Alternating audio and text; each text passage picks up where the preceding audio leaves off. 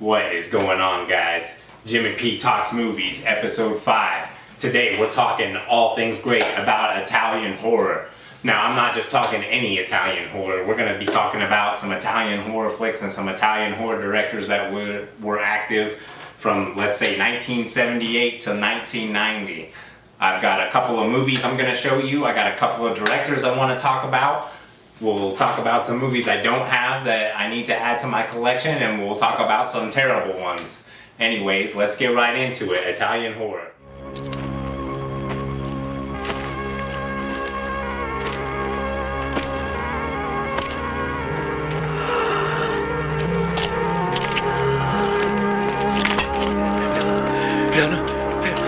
Ferma!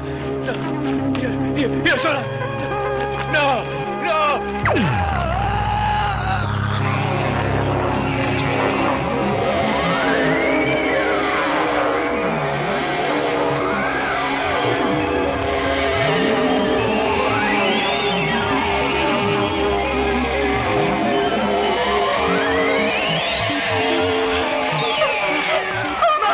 Fermatevi!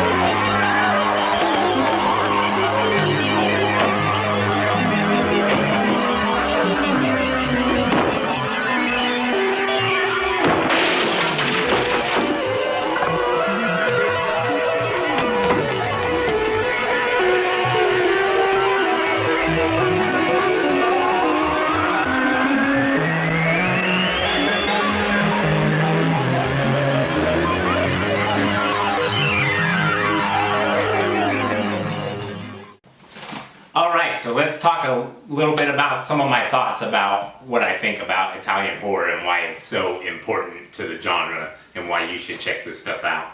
For one, it's a very expressive form of cinema. Directors such as Dario Argento, like he's one I can really highlight here, use color and sound to really convey the emotions and the story that he wants to put on the screen. Suspiria, like his claim to fame, I guess, as a horror film, is a really good example of the way that Italian directors during that time period were expressing things on film, and I really appreciate it. This goes for a lot of other directors, Lucio Fulci, not so much Umberto Lenzi and some of the other like lower tier Italian directors that were just putting out tons of films. Not saying that they were bad, but directors on that higher level did an excellent job using these things to convey things in their film. Another thing I really enjoy about Italian horror is the extreme amounts of gore and the extreme nudity that was going on during these flicks. During this time period in Italy, it was like a big boom for the film industry due to stuff coming out on videotape and the need for video stores to have movies constantly for them. It made it really easy for these Italian directors to start pumping out these films. So, you know, there was a huge market there. Italy was booming in tourism during that time. The government was giving grants to these directors to, you know, make these films. Also, a lot of like US based companies were coming there and filming stuff. So like at that time, Italy was, you know, prospering, unlike the situation that they're in now. But this led to the rise of all these awesome directors. Mario Bava, Dario Argento, Lucio Fulci, Umberto Lenzi, just to name a few. There was no censorship going on during these times, so the movies that these guys were turning out were like ultra gory. The zombie movies, extreme flesh getting ripped off, you know, cranium, skull ripping, just madness, the stuff that was going on. Eyeballs just getting stuck through. Zombie is like a classic example of the amount of gore and stuff that they got away with during this time. There is a very famous scene where a lady gets pulled onto like this giant wooden like splinter thing by some zombies, and they don't cut away and they show it all, and it's gruesome. But, you know, that's the kind of stuff that was going on in Italian horror, and, you know, the practical effects that these guys were pulling off at the time was just amazing. I was super drawn to it. The music that this would be coming out on these films too was always top notch. There's a band in particular called Goblin that has some artists in it, including Fabio Frizzi, who does the music for a lot of these Italian flicks that we'll be talking about. Just dark, foreboding synth music. Epic, like, gongs and stuff like that really adds to the atmosphere, and that was prevalent throughout these particular films. Another thing I really enjoy about these is just, you know, the acting and some of the ridiculous dialogue and the dubs of some of these films. Just watching that alone sometimes can, you know, make the whole night when it comes to these flicks. But all the ones we're going to be talking about are not necessarily in that category. I'm only talking top-notch shit here. So that kind of gives you a basis of, you know, why I like Italian horror so much, the stories that they tell, the presentation, the sound, just all of it, amazing. The practical effects, I cannot say enough about the practical effects. But anyways, let's talk about some of the directors and their films. Alright, so first off, we're just gonna get it out of the way. I'm gonna talk about my favorite Italian director, the one I gush about all the time when I'm talking to people about horror movies, Lucio Fulci. Lucio Fulci had a very long and storied career in Italy. He made most of his career off of these crazy horror movies that he made, including Zombie, The Beyond, House by the Cemetery, Cat in the Brain, Cat of Nine Tails, The New York Ripper. There's just so many freaking awesome horror movies that this guy made. But he also made a bunch of non-horror movies that are freaking awesome. I highly recommend his gangster smuggler movie, Contraband, about some cigarette smugglers. Freaking ridiculous. Some shotgun splatty, old school Bunsen burner burning. Ruthless. That movie's freaking ruthless. I love it. They need to put that out on Blu-ray. It's making me super sad. Like, finding a DVD is even hard these days. I've had it once. I haven't gotten it since, but it's really hurting my feelings. Conquest is another one. It's like a Conan ripoff, but pretty good stuff. Anyways, getting off track here. Let's talk more about Lucio's horror stuff. So, Lucio loves himself some gore. So those are always a huge centerpiece of his films is just the amount of splatty that's going on. He really liked making, you know, zombie flicks. So The Beyond, Zombie, he did Zombie 3, holy crap. Just some awesome zombie stuff going on. He also did like just straight up slashers like the New York Ripper. So he was very versatile in the genre as far as what kind of films this guy was pumping out. Supposedly he was super ruthless, you know, to his actors and stuff on set because he demanded perfection. I've watched a lot of interviews on these Blu-rays and stuff that I got, which I'll show you here in just a little bit. But all the actors and actresses just talk about how stern he was and how he would get angry if things weren't the way that he wanted them to be. But that's just because, you know, he was really trying to make masterpieces every time he came out with a film, which, you know, you really got to appreciate that. Lucio is an excellent storyteller when it comes to his filming. He likes to do like long, like slow painting face shots of like people getting all messed up. A lot of times when you're watching his movies and someone's about to get trashed, they'll do this crazy close up and the person will be like, ah! That shit cracks me up every time.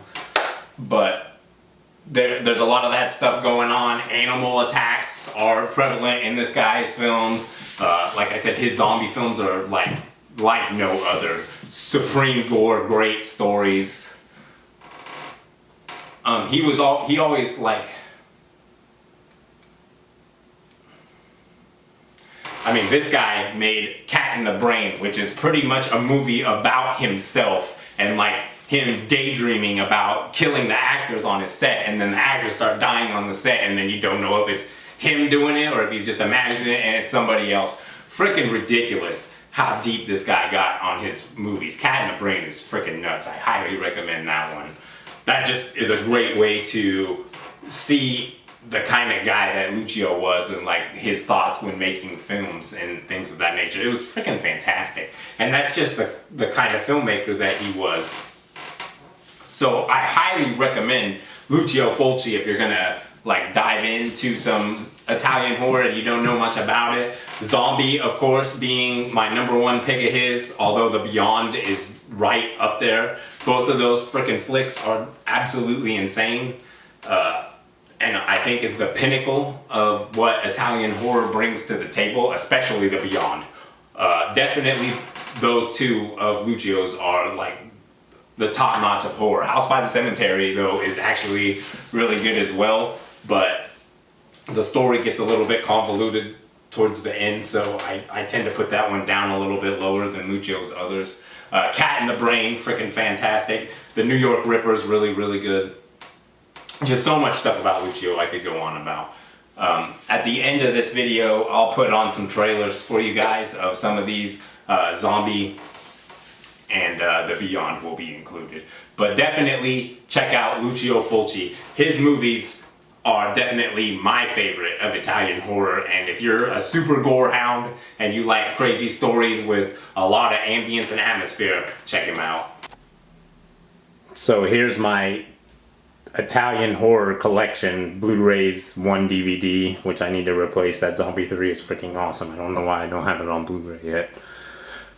Demons and Demons 2, freaking amazing. The Beyond, probably my favorite Italian horror. Zombie, Cat in the Brain, an amazing film. We'll talk about that a little bit more in depth. Burial Ground, there's a couple I'm missing. The New York Ripper, Nightmare City. So many actually that I could just name. We'll talk about it. Okay, so I gotta take a little bit of time now to talk to you about Lamberto Bava and a couple of movies that he did that I absolutely love and I'm super happy I have, that I can watch at any time I want, which is Demons and Demons 2. Two completely different films, but both freaking amazing. The first Demons is about some guys, like some people that get invited to go to this movie theater, and they go to the movie theater and then the movie ends up being like cursed and something bad happens to one of the people in the audience. They turn into a demon, they start turning other people into demons. Brutality, lots of gooey goo. Anyways, the first time I saw this I was super young. It had this retarded pink cover with a really stupid demon head on it. I was like, man, this this makeup and stuff looks freaking retarded.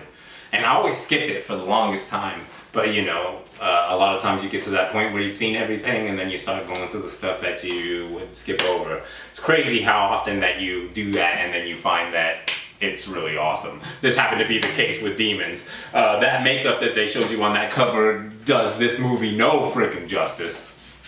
The makeup in this is freaking incredible. The story's nuts. It has this crazy heavy metal soundtrack that has like Billy Idol sax and just Judas Priest, like nuts. And it was crazy to like see that on a definitely Italian horror film. But Demons 1 is just nuts. It's about, you know, people that go to the movie theater and then they have to try to survive the demon apocalypse, pretty much. Demons 2 is like way different. Like this takes place in like an apartment building, and you know, it has different characters on different floors, and it's kind of like an anthology story.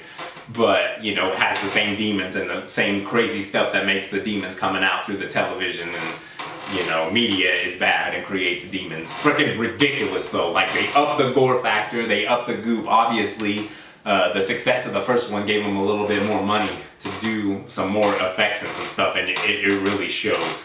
Demons 1 is definitely stronger than Demons 2, but both of them are absolutely freaking fantastic movies.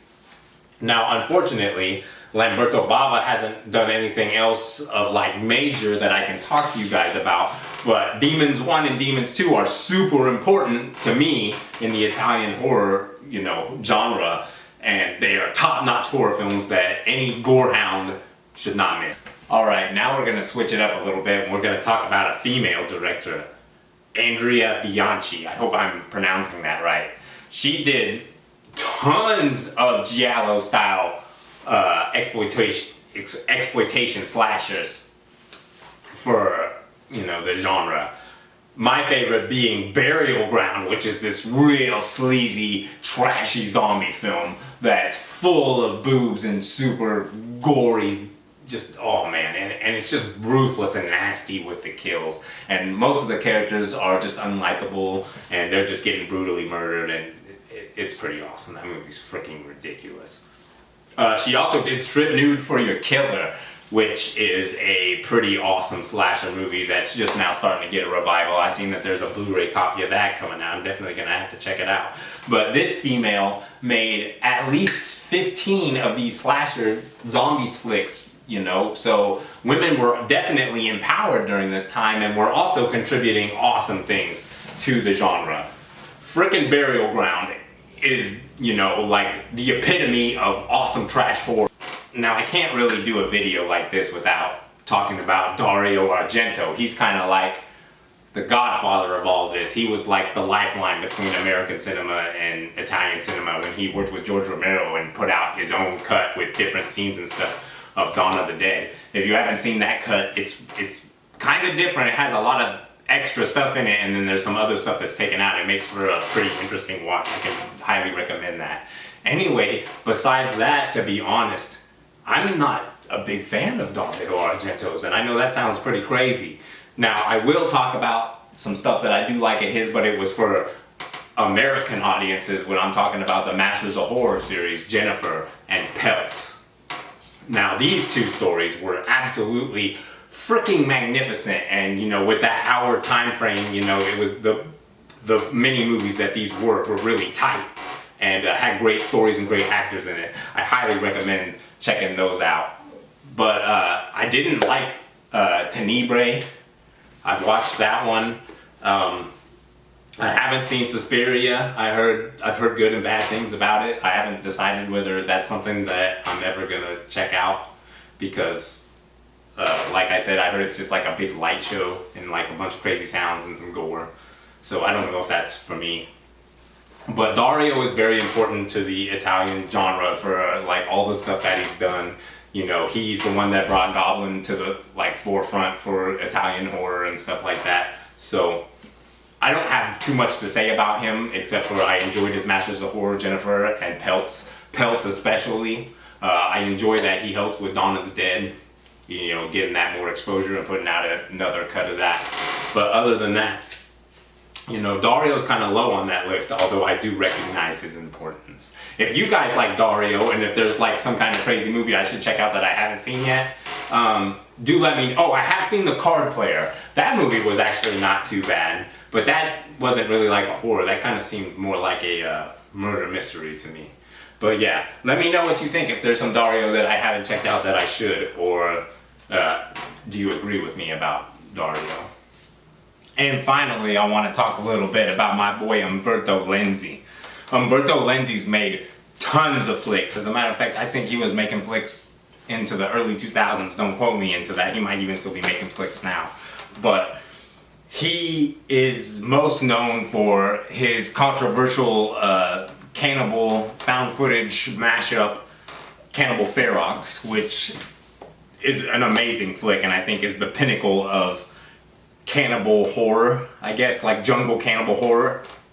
That was a whole subgenre that was big, and there's a ton of movies that were made in that subgenre, like Eaten Alive and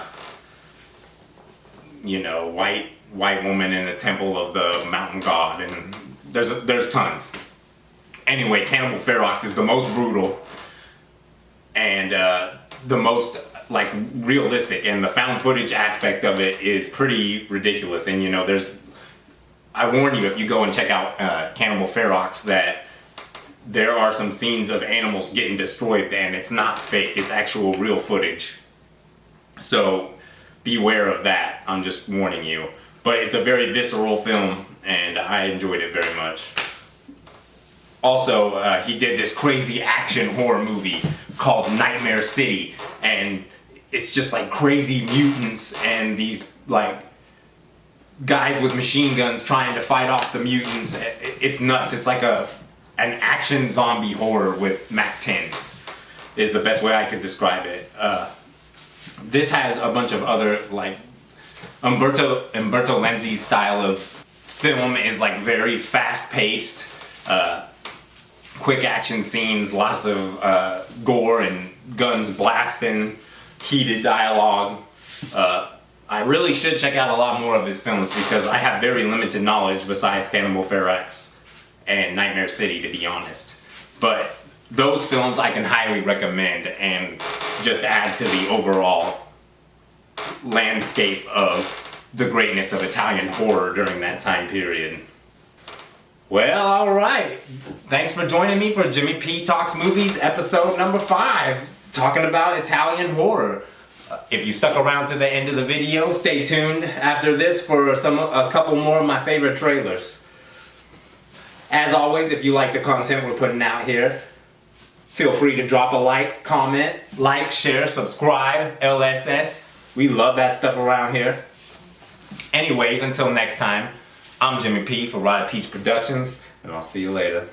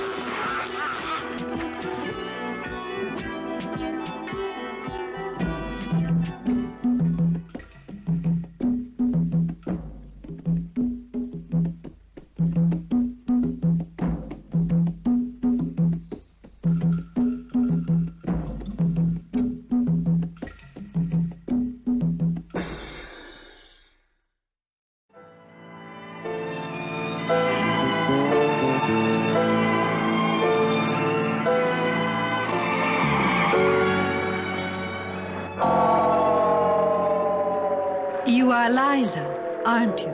Yes? My name is Emily. I've been looking for you.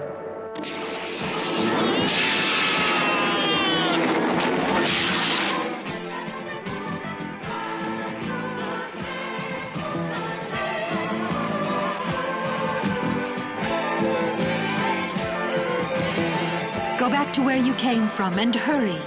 Leave this place.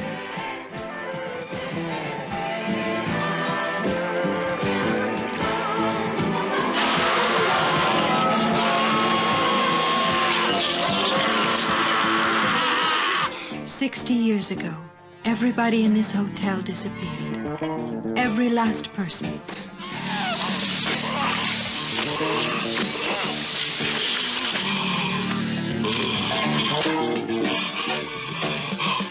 A painter called Spike, who lived here, closeted in his room, had found a key.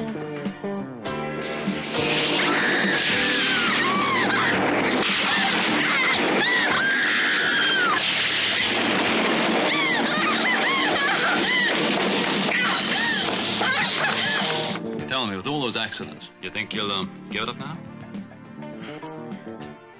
I couldn't do that if I wanted to.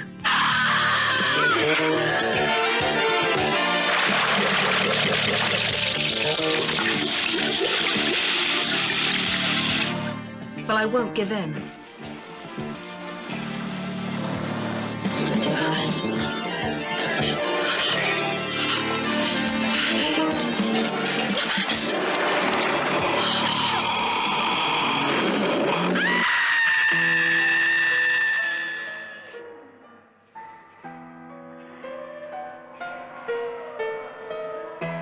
Who else is here?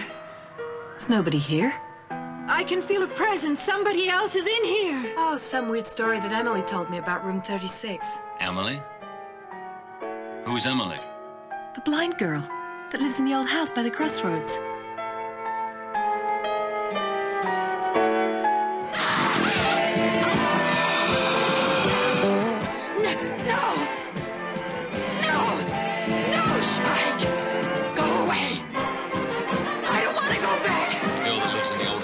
Crossroads. Yes! That house has been abandoned for the last 50 years. But that's not true. It's not possible. I was there. This house was constructed on one of the...